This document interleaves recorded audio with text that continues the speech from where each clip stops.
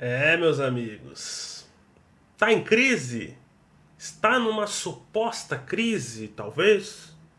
Chama o Guarulhos. Sejam muito bem-vindos, muito bom dia, muito boa tarde, muito boa noite. Sejam muito bem-vindos a esse humilde canal. Meu nome é Felipe, o dono desse ilustre negócio aqui, desse ilustre bar, antigamente o bar da FM, né? Agora o clube da FM. Sejam muito bem-vindos. Sentiram minha falta? Eu espero que sim. Voltamos aqui, mais um vídeo. Antes de tudo, já deixa o seu like, se inscreve no canal, compartilha esse vídeo para todas as pessoas que você conhece, pro seu tio, pro seu pai, pro sua avó, pro seu amigo, pro sua namorada, enfim, para todo mundo. Se tiver o botão de hypar, por favor, hype esse vídeo, me ajuda demais também. E claro, siga a gente também nas redes sociais, nas outras redes, né, além do YouTube, no Instagram e também na página do Mundo do FM. E bom, gente, hoje nós vamos falar aqui do jogo do Flamengo contra o AD Guarulhos, o clássico que aconteceu agora há pouquinho, acabou de acabar o jogo e eu já venho trazer o pós-jogo aqui para vocês. Um jogo muito interessante, um jogo muito bom, um jogo tecnicamente superior, dá para se dizer assim, das outras partidas assim que eu assisti dos outros jogos, né, da mesma divisão, principalmente porque tem equipes que tem um nível muito fraco, né, um nível muito baixo, né? Você vê, por exemplo, no grupo D, União Mogi, Barcelona, Mantiqueira. É claro, cada um com o seu nível de investimento, cada um com o seu nível de jogador, o que consegue contratar, o que consegue garantir, o que consegue se manter, mas um nível mais abaixo, completamente mais abaixo. E pelo menos o grupo C vem se mostrando um grupo com nível muito alto. Por exemplo, o clássico paulinense, né? O clássico de Paulínia, o Paulínia e o Paulinense fizeram um bom clássico, um bom jogo, né? Eu não trouxe a primeira rodada, a análise toda da primeira rodada, até porque amanhã provavelmente vai estar programado já um vídeo para sair no canal, um vídeo especial, né? O vídeo tão aguardado da tier list desse canal. Ele deveria ter saído há bastante tempo, eu sei, peço perdão, mas já está nos seus moldes finais. Mas enfim, vocês estão aqui para saber mais do jogo, não saber mais aqui. Bom, gente, antes de qualquer coisa, era sempre bom a gente deixar marcado, sempre bom a gente deixar como que estava a situação dos dois clubes, né? O AD Guarulhos, que vence o Osasco de maneira surpreendente até, fez um primeiro tempo muito fraco, um dos piores primeiros tempos que eu já tinha falado aqui no canal, da primeira rodada, né, um dos piores primeiros tempos que eu já vi. Perde um jogador aos 41 minutos por expulsão, uma expulsão muito besta, mas volta para um segundo tempo mais animado, volta para um segundo tempo onde o Audax não queria jogar, sentou no resultado e acabou tomando a virada, e o Guarulhos muito bem organizado ofensivamente e sabendo se defender também muito bem, né? É um time muito sanguíneo, um time muito aguerrido, um time que luta bastante. E o Flamengo dá uma de Flamengo, né? Acaba se flamengando, não? Então, acaba se flamengando um pouco, né? Dá pra se dizer assim. Porque, é claro, a expectativa é muito alta. É um time que já disputou a segunda divisão paulista, né? A Série A2, não a segunda divisão quinta, né? A Série A2. É um time que já disputou divisões principais lá em cima. E não dá pra ficar morrendo na praia, né? Não dá pra ser esse mesmo roteiro, como, por exemplo, teve na temporada passada. É um clube que não vinha...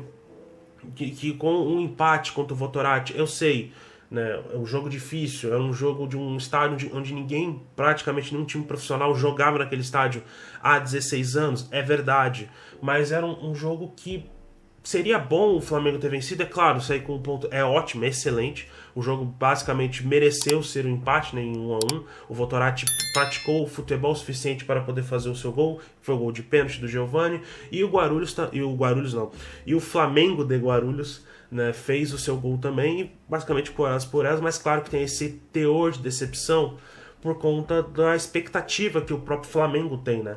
O Flamengo é uma das equipes que mais tem expectativa para subir e brigar lá em cima, né? Pelo investimento, pela própria categoria de base, que é muito boa, que tem trabalhos muito bons na base e que a gente espera que esses frutos se colham para o profissional. Não só a venda dos jogadores, mas que se colha para o próprio time mesmo, para o investimento do próprio time. Não à toa, muitos desses jogadores estão nesse elenco da atual temporada de 26, estavam no elenco de 25 também, um elenco que decepcionou na temporada de 25. E com o empate do Votorati já tinha chegado a 5 jogos sem vencer. E como clássico é clássico, só para vocês terem noção, eu tenho os números aqui na minha tela, que o jogo até então eram 18 jogos, né, no confronto do clássico, com 8 vitórias pro lado do Flamengo, 7 empates e 3 vitórias pro lado do AD Guarulhos. O próprio Flamengo marcou mais de 10 gols a mais, né, o Flamengo tinha marcado 26 gols e sofreu 15 gols do AD Guarulhos, então era um clássico que, ou assim, de retrospecto, ou era empate, ou era uma questão de empate, ou era uma questão de vitória do próprio Flamengo mesmo. Até porque a última vitória do Flamengo, né, que foi na temporada passada com o time profissional, foi em cima da AD Guarulhos, né? Antes de ter toda aquela debandada toda da AD Guarulhos, o AD Guarulhos passa de fase, mas não consegue se sustentar muito bem, e o Flamengo que acaba não se classificando.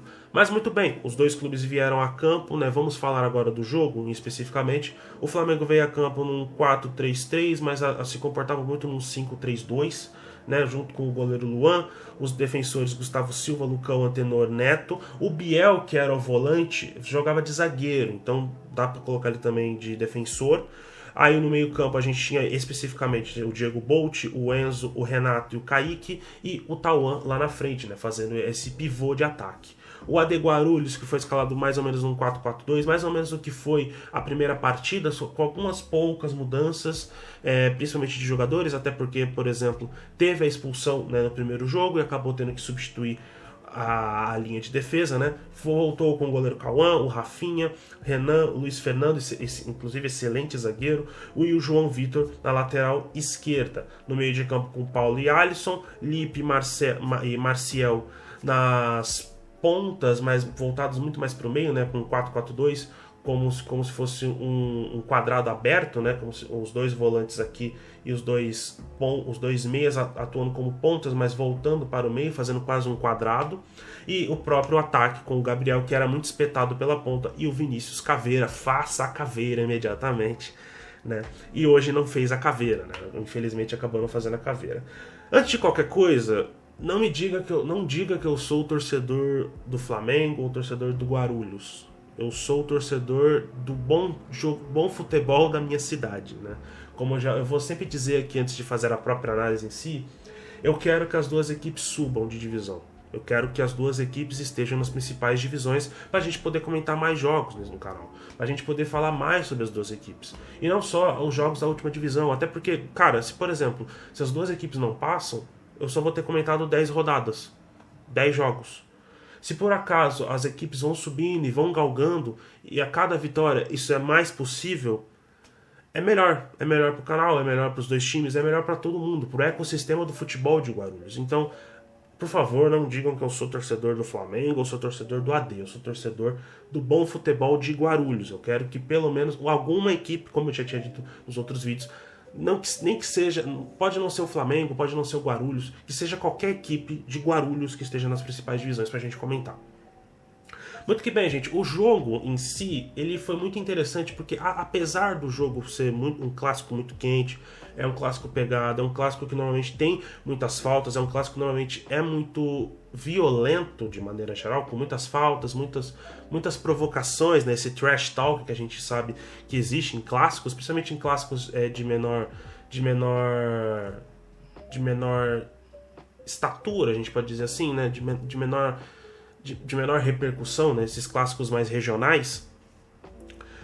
A gente sabe que o trash talk é insano, a gente sabe que os jogos eles são mais pegados e não foi diferente, né? O primeiro tempo, pelo menos do primeiro minuto até a primeira parada, né, no primeiro tempo, a gente teve um Flamengo muito nervoso nas primeiras ações, o Flamengo que não conseguia fazer muitos ataques, não à toa o Flamengo conseguiu atacar a primeira finalização pós a parada, né, a parada que foi mais ou menos a partir do minuto 21, o Flamengo não tinha feito ataques até então no gol do AD Guarulhos, porém era um Flamengo que era muito mais propositivo com a bola, porque o AD Guarulhos se postou como um time defensivo com a mesma estratégia que fez, por exemplo, na primeira rodada, né, contra o Audax, deixava o time do Audax jogar e poder fazer uma proposta mais de contra-ataque com os pontas, seja o Gabriel, seja o Marcial e seja agora o Lipe também. As jogadas de contra-ataque do AD Guarulhos eram muito efetivas, porque elas tinham objetividade dentro de campo. Elas saíam de uma defesa e iam para o meio de campo para um ataque muito bem coordenadas. O Flamengo estava muito nervoso. Eu entendo que o nervoso seja muito por conta da primeira rodada, né? A primeira rodada não foi muito satisfatória, o clube já tem uma pressão, precisa desse encaixe, desse entrosamento o mais rápido possível. E nos primeiros momentos, até a primeira parada, o Flamengo estava errando muito. Porém, era um time que se propunha muito mais a ficar no campo ofensivo por conta da proposta propriamente do AD Guarulhos de sair por contra-ataque. Então o AD Guarulhos ficava muito preenchido atrás, esperando o Flamengo bobear numa besteira e nos passes que o Flamengo estava errando bastante. O Flamengo errou muitos passes. A gente fala, por exemplo, também depois do segundo tempo, o AD Guarulhos errando também muitos passes. É um jogo com muitos erros de passes bestas e iniciais, principalmente no campo defensivo de cada equipe e no campo ofensivo, como a gente fala do Flamengo nessa primeira parte. Mas quando o jogo volta um jogo mais ríspido, volta um jogo mais pegado. E um Guarulhos que começa a se desligar um pouco mais. O Flamengo começa a atacar um pouco mais, o Flamengo começa a, por exemplo, a chegar um pouco mais na área do Guarulhos. E tem, por exemplo, lances de interpretação de pênalti, que para mim não foi pênalti, lances de muitas faltas excessivas no meio de campo, né? Os dois times não conseguiam fazer jogadas que conseguissem passar por esse meio de campo sem com que o outro desse uma porrada, e o jogo acabava se arrastando muito depois da parada até o final do primeiro tempo. Foi um jogo um pouco mais pegado nesse sentido, né? A gente tem, por exemplo, o próprio volante Paulo, que acabou sendo expulso no segundo tempo, o que culminou na vitória do Flamengo de maneira geral, porque normalmente é um jogo muito pegado. Normalmente Flamengo e AD Guarulhos são jogos muito pegados, são jogos que são decididos por uma bola, decididos por um momento decisivo mesmo, e a expulsão culminou numa reação em cadeia. É claro que essa reação em cadeia já começa a partir da volta da parada no primeiro tempo, né, que a gente está comentando aqui, né? O jogo começa a ficar muito mais ríspido, o jogo começa a ficar muito mais provocativo, né? O volante Paulo, o Alisson, o Lipe começa a fazer muitas faltas no meio de campo, e a gente tem mais o Flamengo começa a ficar tem mais liberdade dentro de campo, né? A gente vê um Diogo Bolt acertando muito mais passes decisivos, a gente vê o Renato, que estava muito escondido no primeiro tempo, volta nessa parada e nessa segunda etapa muito mais solto, muito mais livre. Era um time que estava muito mais nervoso, mas ao longo da primeira etapa começa a se desabrochar, começa a ficar mais relaxado, começa a ficar mais tranquilo. A gente vê um Kaique acertando muito mais passes decisivos, a gente vê um Enzo muito mais tranquilo na hora de jogar. Porém, eu continuo falando a mesma coisa que eu falei no primeiro jogo e novamente falo aqui. Eu sei que o Tauan, eu posso estar pegando até um pouco pesado, espero que não, mas eu sei que o Tauan é o jogador experiente do grupo, ele é o capitão, mas eu não entendo porque ele é titular ainda. Tá? Eu sei que eu pedir um moleque, né, pedir o Raul para jogar é muito mais por uma questão que eu vi os jogos na Copinha. Eu entendo que ele é um atacante muito mais móvel e acho também que é um atacante que pede essa mobilidade para essa quinta divisão.